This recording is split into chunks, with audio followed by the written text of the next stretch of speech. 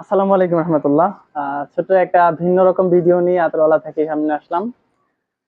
ভিডিওটা হয়তোবা আমার পেজের যে কর্মকাণ্ডগুলো এগুলোর সাথে সম্পৃক্ত নাও হতে পারে। তা সত্ত্বেও একজন মুসলিম হিসাবে অপর মুসলিমকে এটা আহ আল্লাহরই একটা বহিঃপ্রকাশ হতে পারে। আমার হাতে 4টা বই আছে, আমি একটু বই রিভিউ দিব আর কি। আমার অভিজ্ঞতা থেকে 4টা বই নিয়ে একটু কথা বলবো। একটু বিস্তারিত না, তবে সংক্ষিপ্ত, যতটুকু একজন মুসলিমের জানা প্রয়োজন ততটুকু জ্ঞান আমার জানা জানা থেকেই প্রোভাইড করব। আহ, জানি বইগুলো অনেকেই জানেন, কারণ আমার লিস্টে যারা আছেন সবাই আলহামদুলিল্লাহ আমার থেকে অনেক জ্ঞানী। তো নতুন করে জ্ঞান দেওয়ার মতো এমন কোনো বিষয় নেই যে নতুন করে জ্ঞান দিতে হবে। মনে করি সবগুলা বই খুবই গুরুত্বপূর্ণ। আমি আমার এলেম অনুযায়ী বলতে পারি সবগুলা বই খুবই গুরুত্বপূর্ণ, একটা থেকে একটা। এখানে 4টা বই আছে, 4টা বই এমন নয় যে একটা থেকে আরেকটাকে বেশি প্রাধান্য দেওয়া যায়। আমি মনে করি সবগুলোই আহ, প্রাধান্য দেওয়ার উপযুক্ত একটি বই। 4টি বই আছে, তার মধ্যে সর্বপ্রথম যেটা আমাদের হাতে আছে সেটা হচ্ছে ইমানের দুর্বলতা। তারপর হচ্ছে উম আহ মিল্লাতে ইব্রাহিম, যেটা সদ্য রিলিজ হয়েছে ইখওয়া থেকে। তারপর যে বইটা রয়েছে এটা হচ্ছে ইমান বিধ্বংসী কারণ। বইটা অনেকে চিনেন জানেন, খুবই চমৎকার একটি বই। তারপর সর্বশেষ যে বইটি রয়েছে এটা হচ্ছে জাহান্নাম। আহ 4টা বইয়ের মধ্যে সর্বপ্রথম ইমানের দুর্বলতা বইটা নিয়ে যদি কথা বলি আমি, তাহলে বলতে হয় যে আমাদের এখন বর্তমান পরিস্থিতি, দেশের যে অবস্থা, দেশের মুসলিমদের যে অবস্থা, আমার মনে মনে হয় এটাকে ইসলামিক স্টেট বা ইসলামিক কান্ট্রি বলার থেকে মানে কি বলে এটাকে আহ, উম, মানে মানে কি বলে এটাকে মুনাফিকদের একটা কান্ট্রি বলা যায়। কারণ অধিকাংশ মানুষ যা জানে তা প্রচার করে না, যা প্রচার করে তা নিজের আমল করে না। তো তাদেরকে তো প্রকৃত মুসলিম বলে না। তো এই যদি প্রকৃত মুসলিম এদের ভূখণ্ডের মধ্যে মানুষ না থাকে তাহলে তো কান্ট্রিটাও মুসলিম হয় না। তো এটা তো সবাই জানে যে দেশ ইসলাম প্রতিষ্ঠিত নয়, এটা দারুল ইসলাম নয়। তো সে দেশে ইসলাম স্টেট বলা যায় না বা দারুল ইসলাম বলাও যায় না। তো সর্বপ্রথম যেটা আমরা বলি সেটা হচ্ছে ইমানের দুর্বলতাকে কাটিয়ে ওঠার জন্য এই বইটা পড়া যেতে পারে। আহ বইটা খুবই খুবই খুবই খুবই চমৎকার। মানে বলে না যে লোহাতে জং ধরে গেলে সেই জংকে মারাই করলে যে একটা ইস্পাতের মতো একটা নতুন ধার আসে, এই বইটা পড়লে ইনশাল্লাহ ওই রকম একটা ধার আসবে।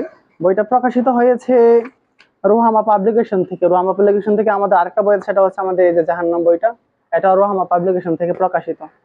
বইটার লেখক হচ্ছে শেখ মোহাম্মদ সালে আল মুনাজিদ। তো বইটা পড়তে পারেন ইনশাল্লাহ, খুবই ছোট একটি বই। প্রাইসটাও বেশি না।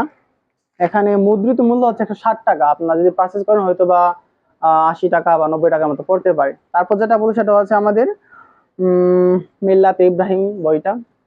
এইটা পড়লে আপনি যখন ইমানের দুর্বলতাকে ফেস করে যখন ইমানটাকে তরতাজা করবেন, তখন আপনার ইমানের যে সকল ত্রুটিযুক্ত বিষয় ছিল, যেমন তাওহীদের দিক দিয়ে আপনার একটু ত্রুটিপূর্ণ ছিল, ওয়ালা বাড়া নিয়ে একটু ত্রুটিপূর্ণ ছিল, আল্লাহর একত্ববাদ নিয়ে ত্রুটিপূর্ণ ছিল, ইসলামিক শরিয়া নিয়ে ত্রুটিপূর্ণ যে বিষয়গুলো ছিল, এটা মারাই করার জন্য আপনি মিল্লাতে ইব্রাহিমটা পড়তে পারেন।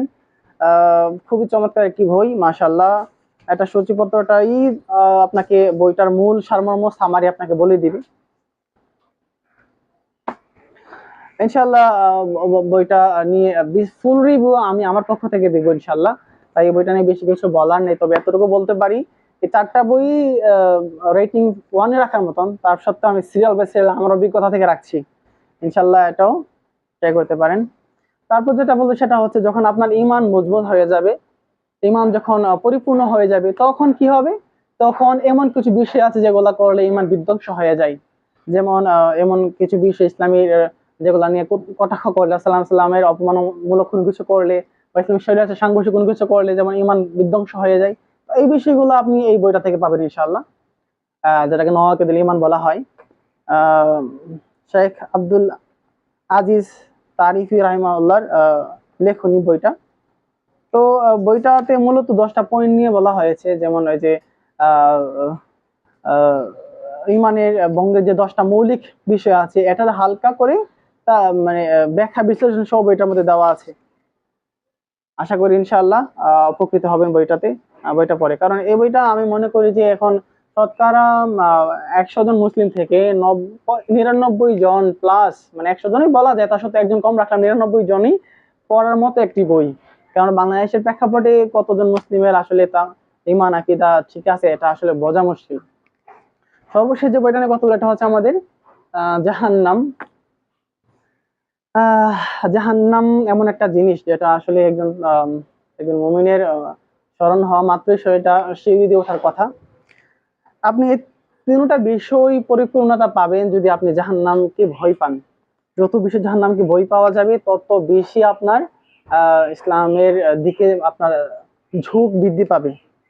তো এটা প্রকাশিত হয়েছে আপনার কি বলে রুহামা পাবলিকেশন থেকে। ওইটার মুদ্রিত মূল্য হচ্ছে আপনার 275 টাকার আশেপাশে। এটা হয়তো বা 240 বা 230 বা 200 টাকার মধ্যে আশেপাশে হতে পারে, আমি জানি, অনেক আগে কিনছিলাম।